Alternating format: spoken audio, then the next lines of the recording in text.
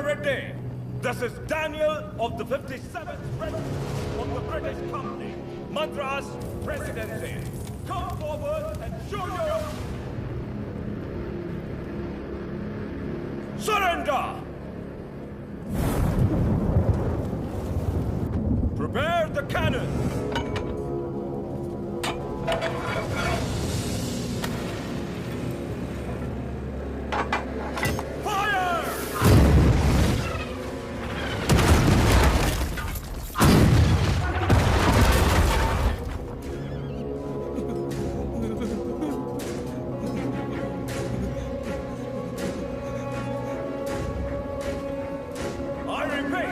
Narasimha Reddy, surrender!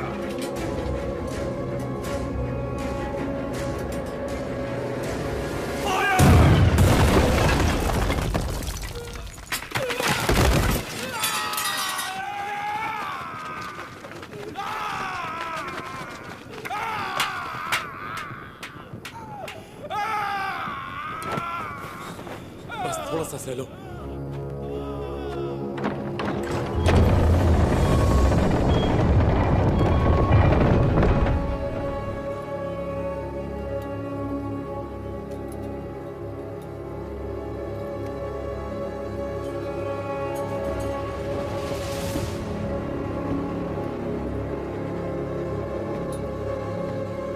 He's here to lick our boots.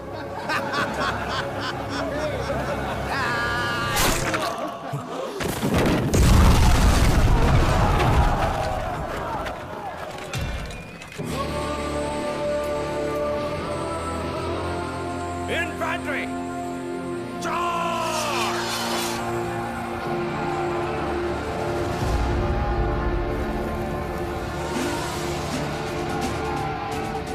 Renadu के वीर योद्धा, ये युद्ध अपने लिए नहीं लड़ो, अपने भाइयों के लिए, अपनी माओं के लिए, अपने बच्चों के लिए लड़ो। चाहे इतिहास हमें याद रखे या नहीं, लेकिन आज इतिहास हमसे लिखा जाएगा। हम उनके लिए सिर्फ 40 आम आदमी जरूर हो सकते हैं, लेकिन इन्हीं 40 ने इनका साम्राज्य गिरा दिया। इतिहास इसका गवाह होगा। युद्ध का मैदान तुमने नहीं देखा तो क्या? हथियार उठाकर कभी नहीं लड़ा तो क्या? शिकार करना तुम्हारे लिए नया नहीं है, वैशी दरिंदों को मारना तुम्हारे लिए नया नहीं है। तो चलो शिकार करें। ये धरती किसकी है? ये युद्ध किसका है? विजय किसकी होगी?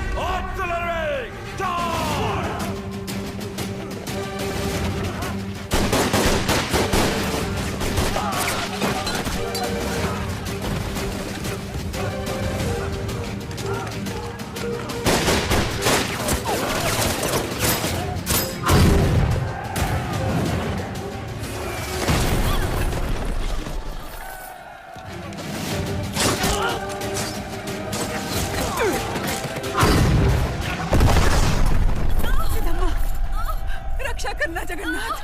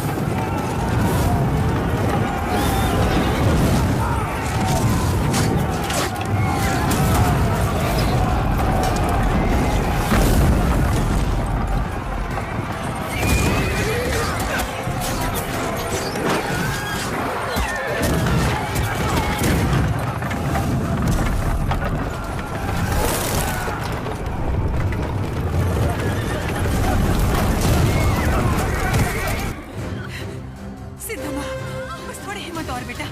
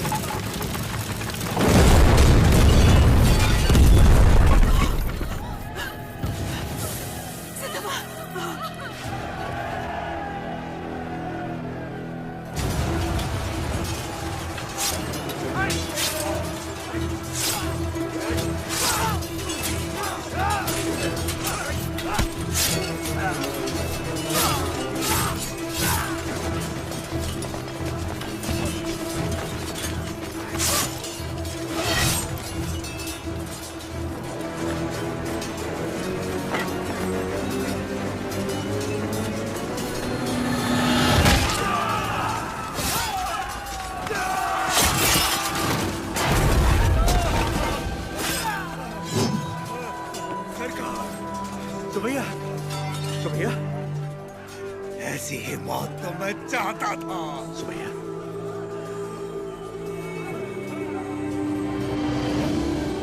सुमैया,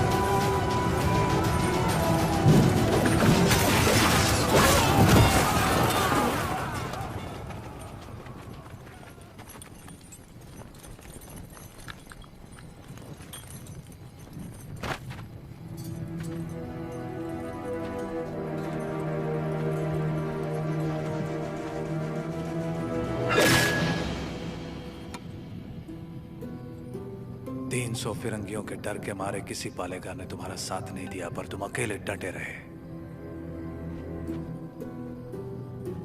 उसी पल तुमने मुझे जीत लिया।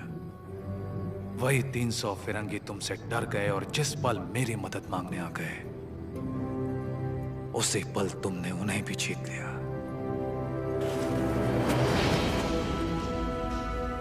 और मैं तुम्हारी इसी जीत को अपनी आंखों से देखने आया हूं। सायरा नरसिम्हा रेड्डी। तुम मुझे पसंद आए अफगू राजू, पर तुम मुझे पसंद नहीं हो। जो कुछ मैं करना चाहता था तुमने मुझसे पहले कर दिखाया। जहां पर मैं रुका वहां तुम आगे बढ़ गए, इसीलिए तुम मुझे बिल्कुल पसंद नहीं हो। एक दिन इस आंदोलन में तुमसे आगे निकल जाऊंगा और मैं खुशी से तुम्हें जाने दूंगा। सायरा। सही, सायरा।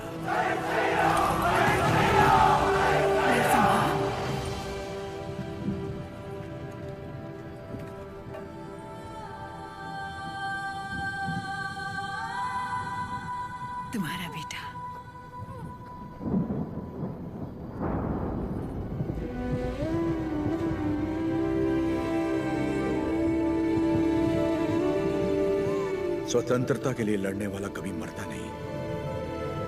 सुबैया, मेरे बेटे का नाम होगा सुबैया।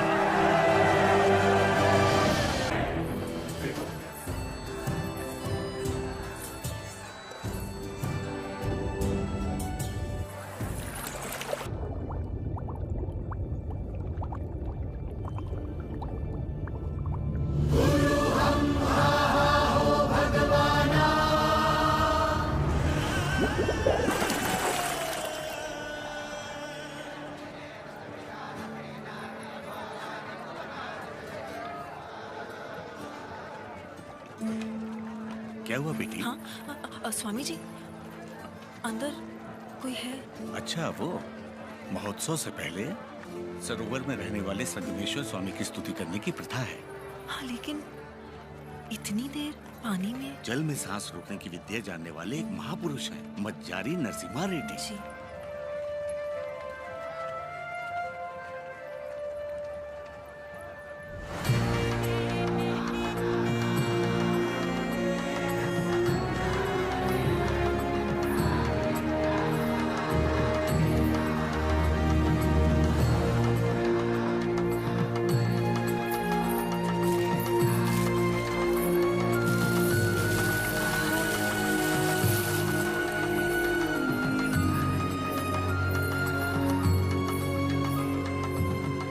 आज कई सालों बाद तुम्हारे लाए हुए वस्त्रों से भगवान का फिर श्रृंगार हो रहा है बाबा खां।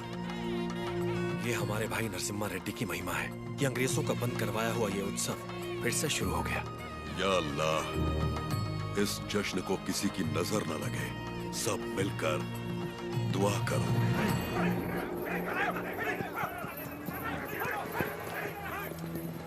मैं इसे होने नहीं दूंगा। क्या उकुराजू, इस मेले की तैयारियां युद्ध स्तर पे हुई हैं। कहां-कहां से लोग मेला देखने आ रहे हैं। होने नहीं दूंगा का क्या मतलब? ये मेला कौन करवा रहा है? नरसिम्हा रेड्डी। इस मेले में योगदान हमारा भी है ना? पर नाम नरसिम्हा रेड्डी का होगा। अच्छा, मुकाबला कौन जीतेगा? नरसिम्हा रेड्डी, और कौन?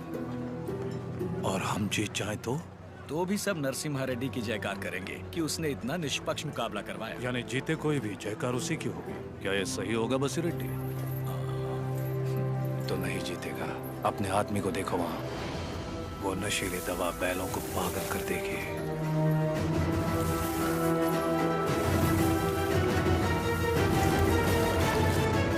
नरसिम्हा रेड्डी हो या फिर भगवान नरसिम्हा ही क्यों ना हो, ये मुकाबला कोई नहीं करवा सकता।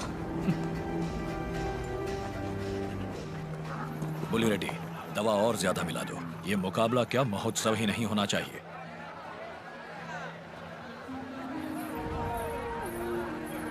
लक्ष्मी, सुनो तो, किसे ढूंढ रही हो?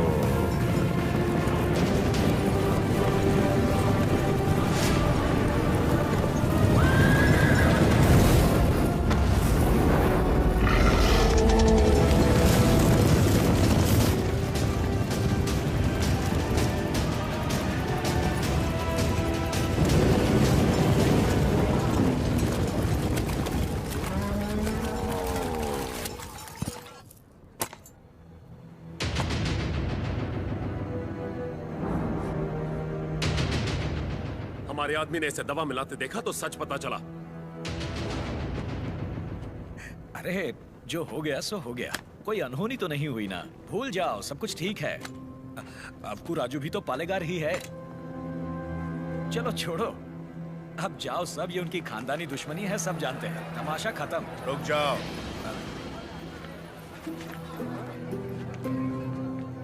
यहाँ वो अकेला पालेगार नहीं है, कुल मिलाकर हम 61 पालेगार हैं यहाँ। पूरी की पूरी प्रजा भी मौजूद है। यह उत्सव सबका है बसीरेड्डी। राजा हो या प्रजा, न्याय सबके लिए बराबर है। अबकू राजू को क्षमा मांगनी ही पड़ेगी।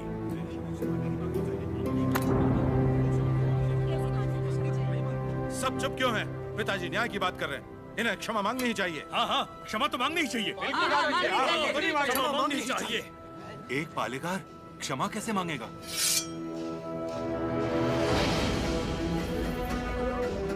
अपना सर काट दूंगा, लेकिन क्षमा नहीं मांगूंगा।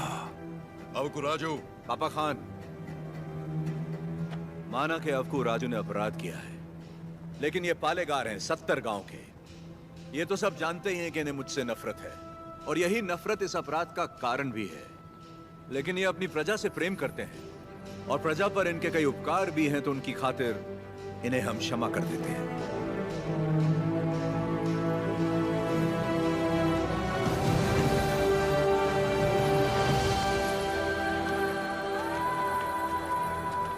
नरसिम्हा रेड्डी,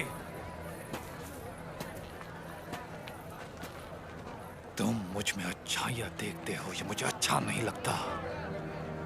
ये मेरी ईर्ष्या नहीं, मेरा स्वाभिमान है नरसिम्हा रेड्डी। मेरा भी दिन आएगा नरसिम्हा रेड्डी। उस दिन सर झुकाकर तुम मुझसे क्षमा मांगोगे, और मैं सर उठाकर तुम्हें क्षमा कर दूंगा।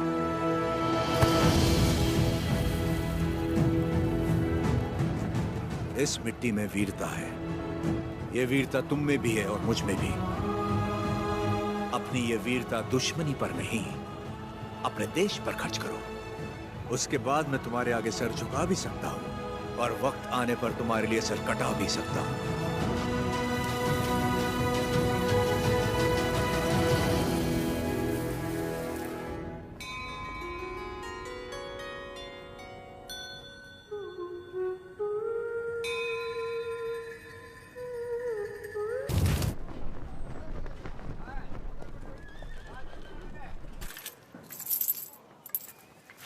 क्यों रे, तेरा नरसिम्हा रेड्डी अंग्रेजों के खिलाफ बगावत करेगा?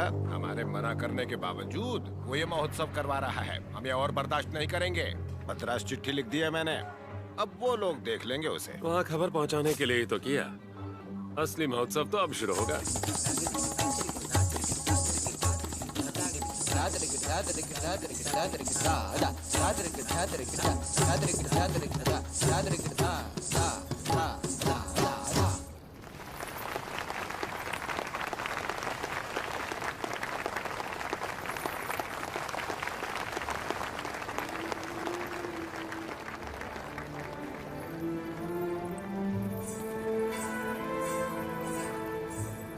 अद्भुत।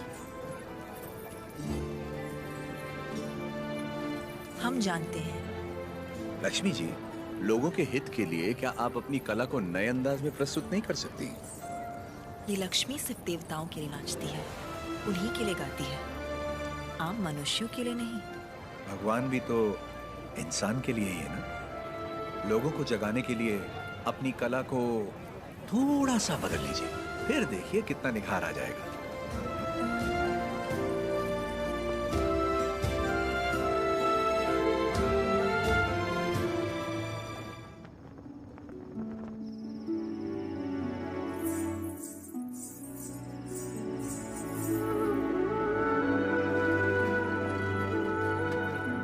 क्या हुआ? अभी भी उनके बारे में सोच रही है? पता नहीं, डरती हूँ मैं कहीं उनकी बातों में खो न जाऊं।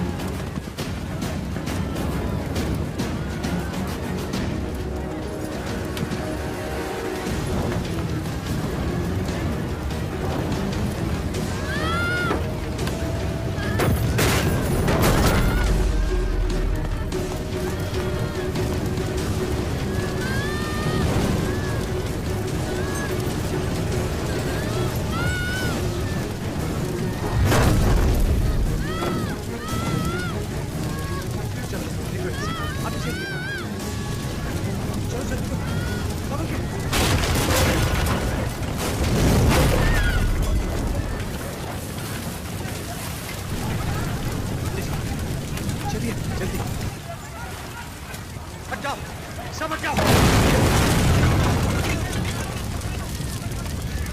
किसी ने जानबूझकर ये आग लगाई। कौन है वो नीच? किसने किया है ये? मैंने लगाई आग।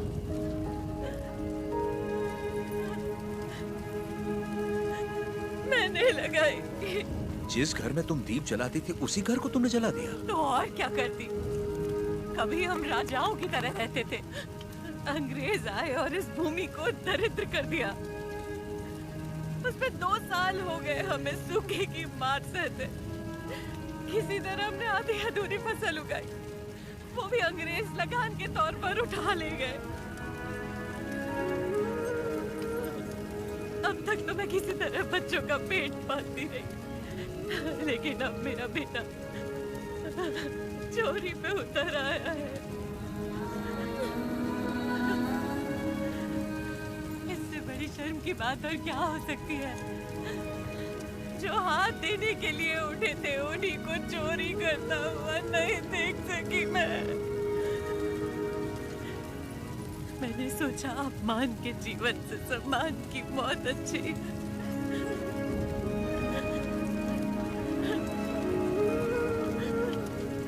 क्या हुआ बेटा? तुम्हें भूख लगी थी? माँ हमें खिलाती और खुद भूखी रहती। मैंने पड़ोसी के घर में खाना देखा तो माँ के लिए ले आया। क्या ये पाप है?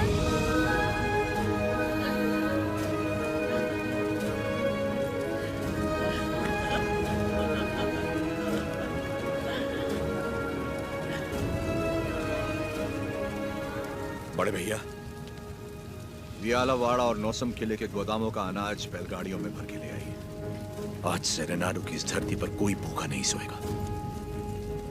बांट दीजिए सब में, जैसा तुम कहो।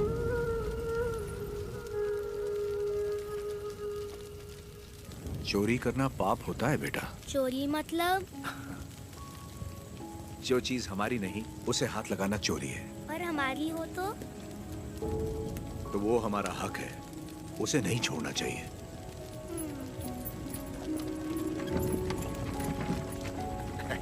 रेड्डी जी, आपने मुझे बुलवाया?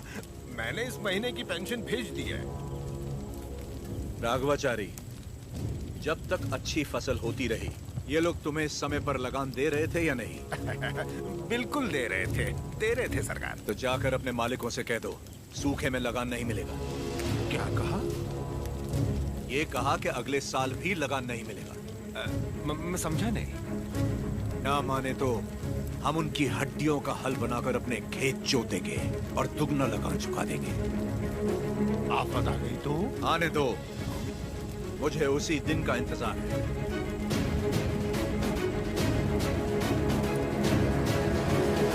समझ गया। जब तक सूखा पड़ा है, अंग्रेजों को लगान देने की कोई जरूरत नहीं है। ये गाड़ियां नरसिम्हा रेड्डी को वापस भेज दो। हमारे गोदाम से अनाज निकालकर प्रजा में बांट दो। मैं अपने लोगों को नरसिम्हा रेड्डी की तरह अंग्रेजों को लगान देने के लिए मना नहीं कर सकता। मैं भी नहीं कर सकता। मैं भी नहीं कर सकता। मैं भी नहीं कर सकता। वीरा रेड्डी, एक पालेगार दूसरे पालेगार के इलाके में दखल ना दे। चलिए पिताजी, हमारी जागीर का फैसला हम खुद करेंगे। हम रहेंगे नरसिम्हा रेड्डी के साथ। चलिए।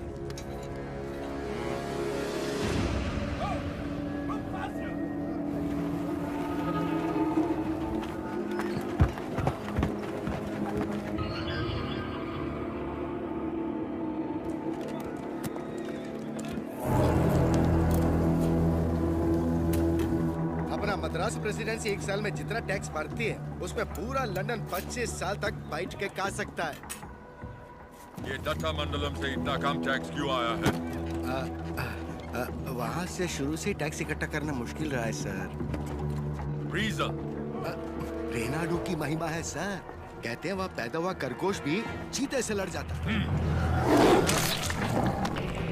अब बात यह है कि वहाँ के पालेगार और प्रजा से परेशान होकर निजाम जी ने वो जमीन आपको सौंप दी है।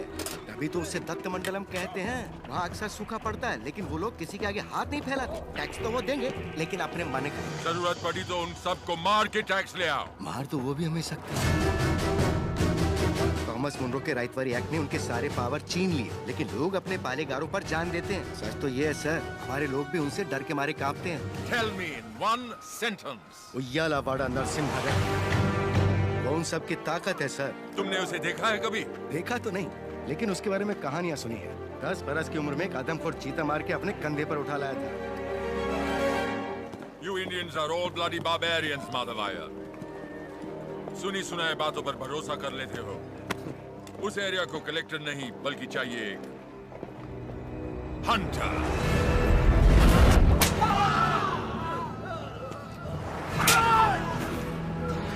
हो रहा है राजा और काला उसका स्लेव। इस बनारस सेल के लिए विक्टोरिया शिप 6 महीने से वेट कर रहा है। हमारे पास रंग नहीं है सरकार। रंग हम तुमको देगा।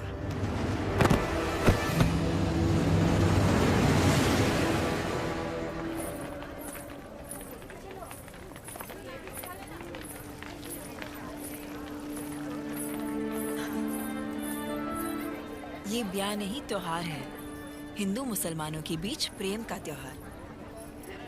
ये आओ।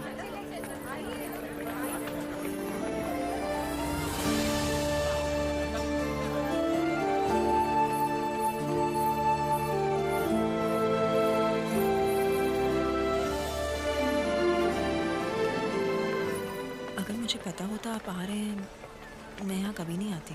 और मैं यहाँ सिर्फ इसलिए आया क्योंकि तुम यहाँ आने वाली थी, ताकि अपने मन की बात बता सकूं। मेरे माँ बाबा बचपन में ही गुजर गए थे। मेरे अपने सब मुझसे दूर हो गए। मैं जिस किसी को भी चाहती हूँ उसे खो देती हूँ, हमेशा। इसीलिए मैं देवता की शरण में आ गई और अपनी कला से उनकी पूजा करने लगी। मैंने देखा है आपको, बहुत महान व्यक्ति हैं आप। मेरे पास मत आइए, वरना आपको भी खो दूंगी। तुम मुझसे दूर भी चली जाओ, फिर भी मेरा प्रेम तुम्हारे साथ रहेगा। बोलो, जैसे भागमती के नाम पर यह भाग्य नगर बना है, वैसे ही तुम्हारे लिए वीर वेंकट महालक्ष्मी के नाम का एक नया नगर बसा दूं। बताओ लक्ष्मी, बोलो। लक्ष्मी नाम के आगे नरसिम्हा जोड़ दीजिए बस।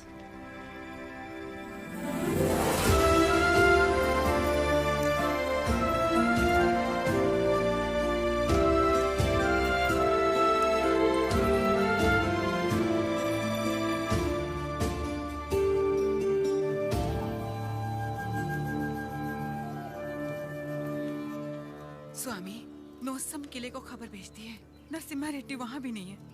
और आज कार्तिक पूर्णिमा है, उसे टीले पर दीपक जलाना है। उसे याद तो होगा ना? वो हर कार्तिक पूर्णिमा के दिन दिया जलाता आया है, आज भी वही जलाएगा।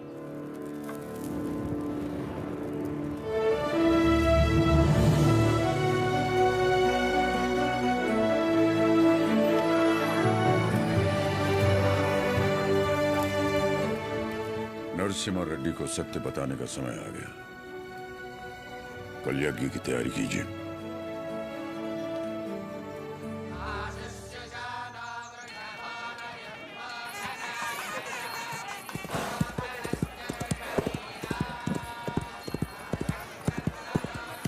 ओ बन्ना, ये सब क्या हो रहा है? कोई यज्ञ होने वाला है, गुरुजी भी आए।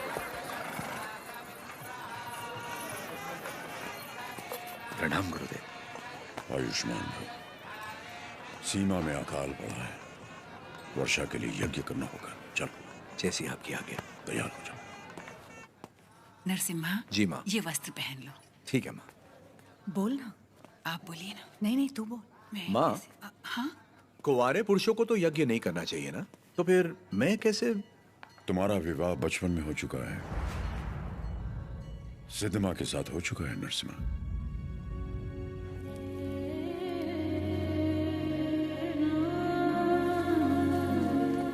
जैसा अकाला पड़ा है, तुम्हारे बचपन में भी पड़ा था। ज्योतिष के अनुसार ये यज्ञ सिर्फ तुम कर सकते थे। परिस्थिति कुछ ऐसी बन गई कि यज्ञ के लिए हमें सिद्धम्मा से तुम्हारा ब्याह कराना पड़ा।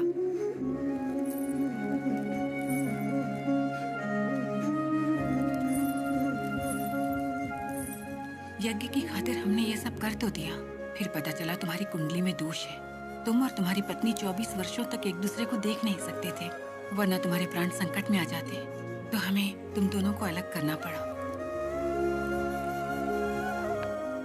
दोबारा यज्ञ की घड़ी आते ही तुम्हारा दोष समाप्त हो गया। सिद्धिमा के साथ तुम्हारा विवाह देवताओं का निर्णय है। जाओ आगे बढ़ो। लोगों के अश्रु मिटाने के लिए सिद्धिमा के साथ यज्ञ करो।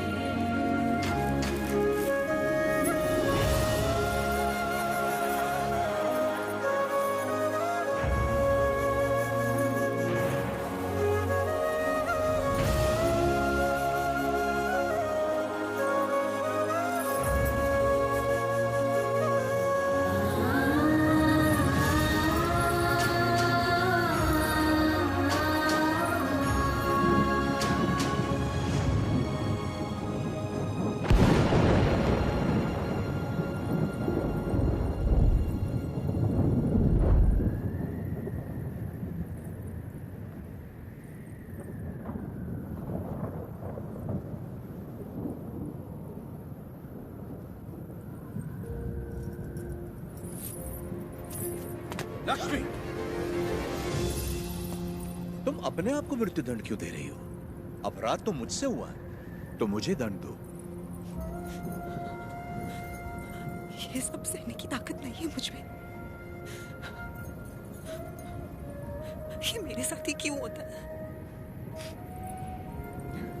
हमारे माता पिता तो ईश्वर चुनता है, अपना सुहाग तो मैं खुद चुन पाती, लेकिन मुझसे ये अधिकार भी छीन लिया गया।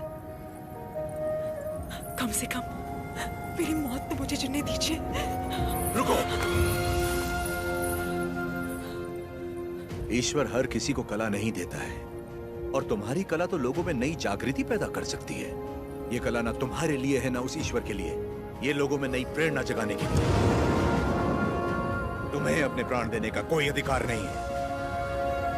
मर के जब हम ईश्वर के पास जाएं तो हमें इस लायक होना चाहिए कि उससे आंखें मिला सके, गर्व से कह सके कि हम मरने से पहले जी भर कर जिए, आखिरी सांस तक जिए।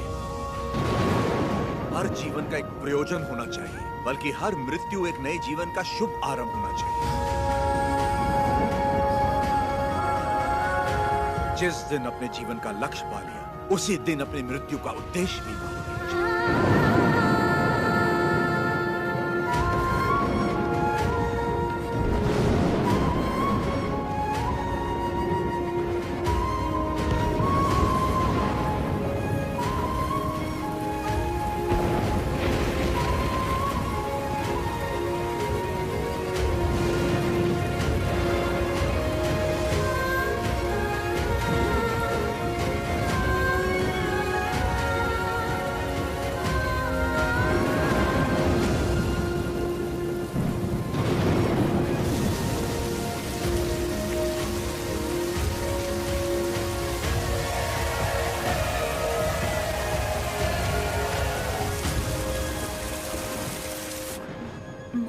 आपसे कुछ कहना है, कह सकती हूँ?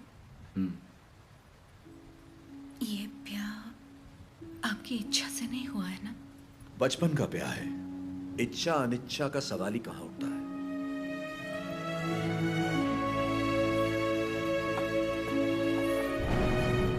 आपकी बात तो सही है, पर मैंने तो बचपन से सिर्फ आप ही को चाहा है।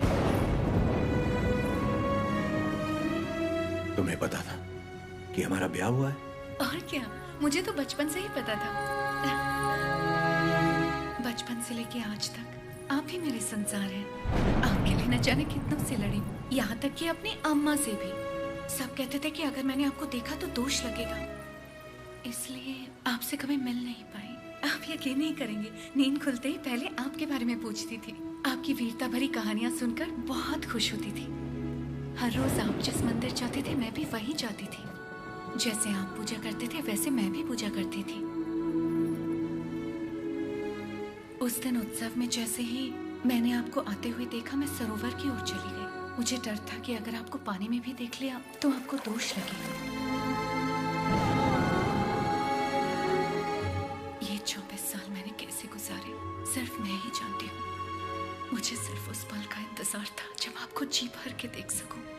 यज्ञ के समय भी मैं आपको देख नहीं पाई, इस डर से कि कहीं आपको देख के रो ना पड़ूं। वहां लोग देखते तो क्या कहते।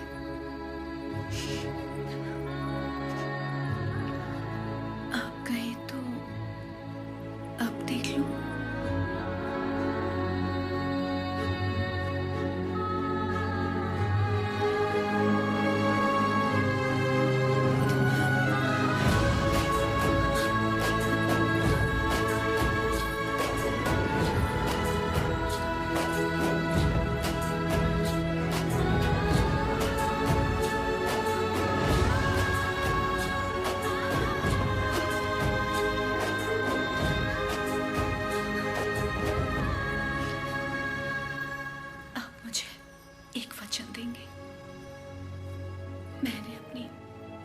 जिंदगी सिर्फ आप ही को चाहा है। मैं आपको कभी नहीं रोकूंगी, चाहे जैसे रहिए, लेकिन आप एक वचन दीजिए कि मुझे कभी नहीं छोड़ेंगे।